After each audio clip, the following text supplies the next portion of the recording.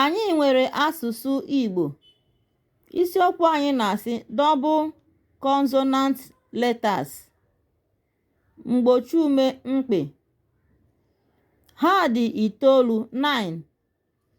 Cheta n'oge gara aga na anyị mụrụ maka mgbochi ume ndị nge single consonant letters.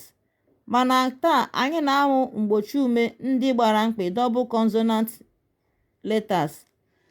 Ka anyị gụọ ha: chi, gbi, ghi, gwe, kpi, kwi, nwi, nyi, shi.